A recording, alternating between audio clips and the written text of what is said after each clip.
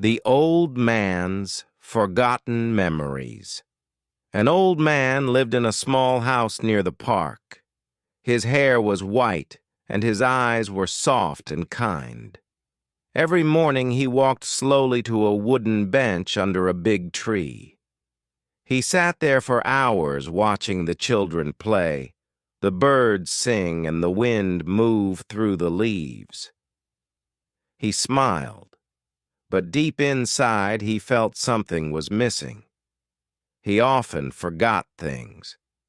Sometimes he forgot where he put his keys. Sometimes he forgot what day it was. But the saddest part was that he forgot faces, names, and even his own past. His house was full of pictures. People in those pictures smiled at him, but he did not know who they were. He touched the frames and tried to remember, but his mind was empty. One day, a young girl came to him. She had long brown hair and bright eyes full of hope. She sat beside him on the bench and held his hand. "Do you remember me?" she asked gently. The old man looked at her face. He wanted to say yes, but the truth was he did not know. The girl reached into a small bag and took out a book. It was old, with yellow pages and a leather cover. "This is your book," she said. "You wrote about your life." She opened a page and began to read. Her voice was soft and warm. The words were simple, but they carried deep meaning. As she read, the old man closed his eyes. He listened carefully. Some words felt familiar. A woman's laughter, a child's footsteps, a house by the sea. For a moment, memories flickered in his mind like small lights in the dark. He saw a young boy running on the beach. He saw hands holding his, strong and full of love. But before he could hold on to them, they faded away like a dream. The girl smiled at him and continued reading. The old man did not remember everything, but something inside him felt warm. He did not feel alone, and for a little while he was not lost in his own mind. He was home.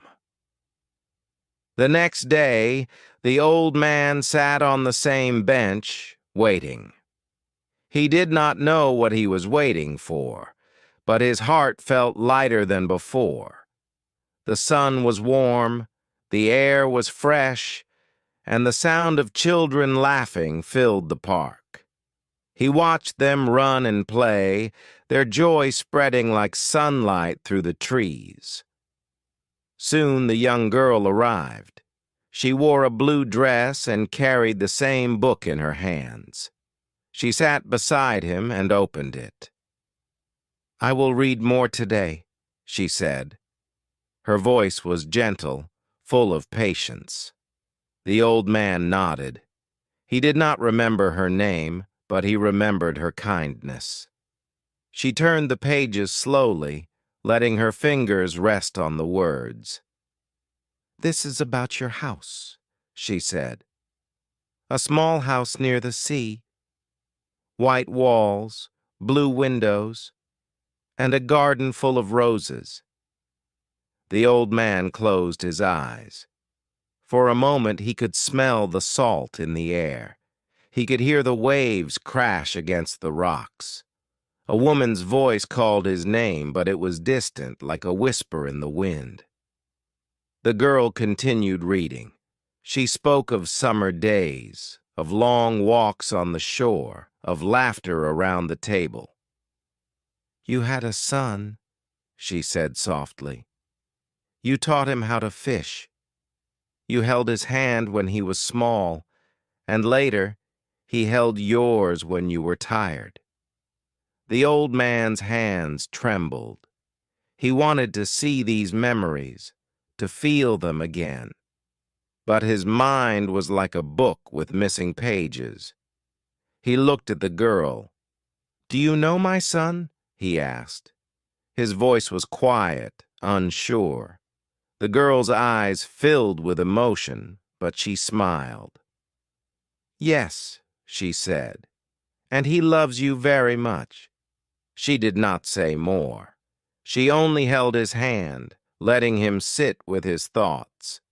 The old man did not know everything, but in that moment, he felt something real. Love, connection, a small light in the fog of his mind. He squeezed the girl's hand gently. He did not remember her name, but he knew she was someone important. And for now, that was enough. The days passed, and the old man returned to the park each morning. He sat on the same bench, watching the world move around him. Some days he felt lost, like a traveler with no map. But then the young girl would come, and for a little while the fog in his mind would clear. She always carried the same book. She would sit beside him and read, her voice steady and warm. "You love the sea," she told him one morning. "You would wake up early before the sun and walk to the shore. The waves were your friends. You said they always knew how to listen." The old man closed his eyes. He tried to see it. The sound of water, the smell of salt, the cool sand under his feet. Something stirred deep inside him like a shadow moving behind a curtain. "Did I live near the sea?" he asked, his voice filled with quiet wonder. The girl nodded. "Yes, you had a small house there. You planted flowers in the garden. Your wife loved roses." The old man frowned. A name floated in his mind, just out of reach. He could almost see her face, but it slipped away before he could hold on to it. "My wife," he whispered. "Where is she?" The girl hesitated. She turned the page of her book, slowly. "She is not here," she said gently. "But she loved you very much. She wrote about you in her letters. She said you were the kindest man she had ever known." The old man felt something deep in his chest, an ache, soft but strong. He did not remember the letters. He did not remember her, but he wished he could. "Was I happy?" he asked. The girl smiled. "Yes, you had a beautiful life. You loved deeply, and you were loved in return." The old man looked at the sky. The sun was warm on his face. The past was a puzzle with missing pieces, but he was not alone. Someone remembered for him. Someone cared. And for now, that was enough. One afternoon, as the sun cast long shadows on the ground, the old man sat on his bench, his hands folded in his lap. The girl arrived, as she always did, carrying her book. She sat beside him without a word, flipping through the pages until she found the one she wanted. Then she began to read, her voice soft and steady. She spoke of a man who once built a wooden boat with his own hands. He painted it blue and white, like the sky and the clouds. The boat had a name carved into the side, but the letters had faded over time. The old man listened, his eyes fixed on the trees ahead. Something about the story felt familiar. He could almost feel the rough wood beneath his fingertips, smell the fresh paint in the air. He closed his eyes and tried to remember. A picture formed in his mind, blurry at first, then clearer. A younger man, strong and smiling, standing beside a small boat, the water sparkling behind him. The name of the boat, it was important, but it hovered just beyond his reach. He sighed, his shoulders sinking. The girl noticed. She placed her hand on his gently. "It's okay," she said. "Memories are like birds. Some stay close and some fly far away." She turned another page. "You loved to sail. The water was your home. Even when the world changed, the sea stayed the same." The old man nodded slowly. He did not know if the words were true, but he wanted them to be. He wanted to believe he had once sailed under the open sky, feeling the wind in his hair and the sun on his skin. "Did I teach someone to sail?" he asked after a moment. The girl smiled.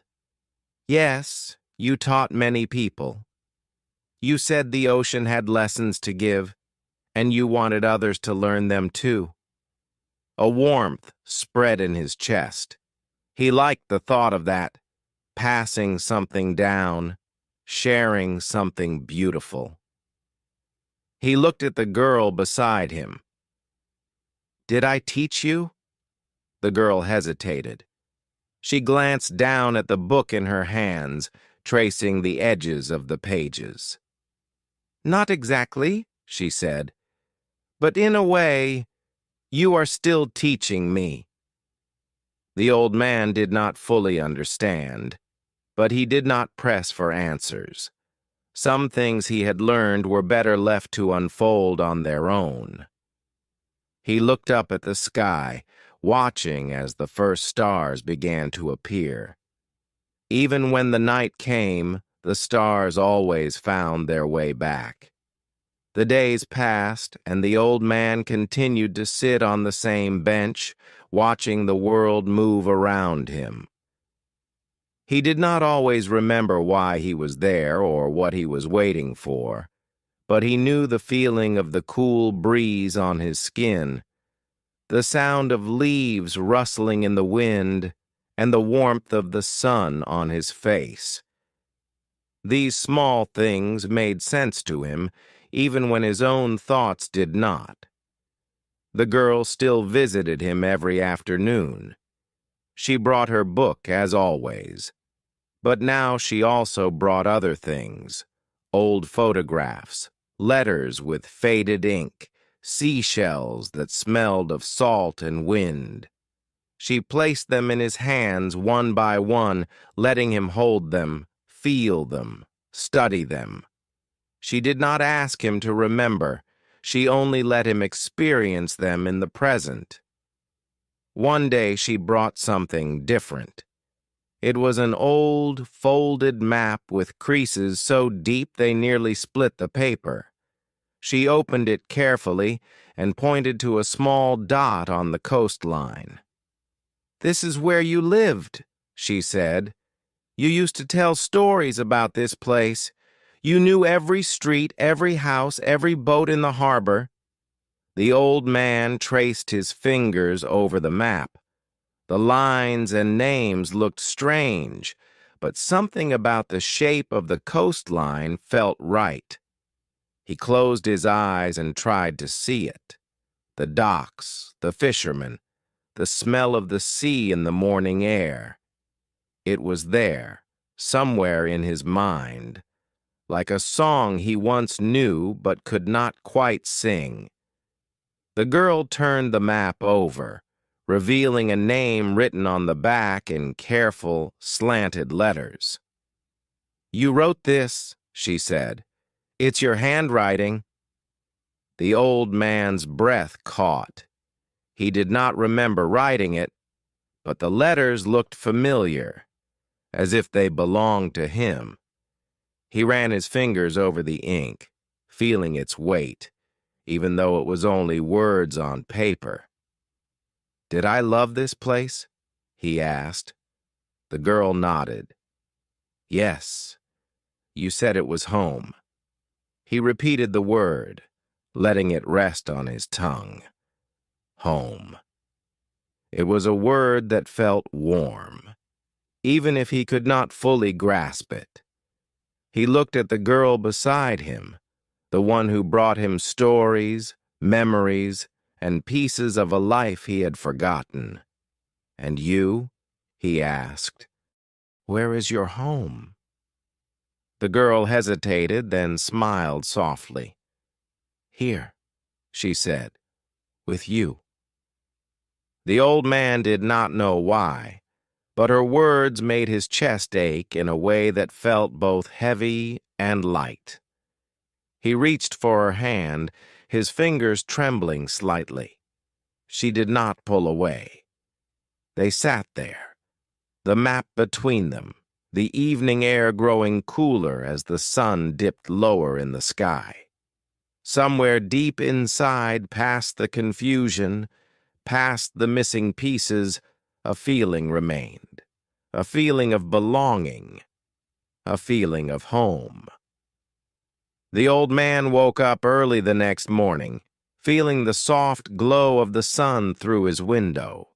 He sat up slowly, his body stiff, but his mind unusually calm. He did not remember everything.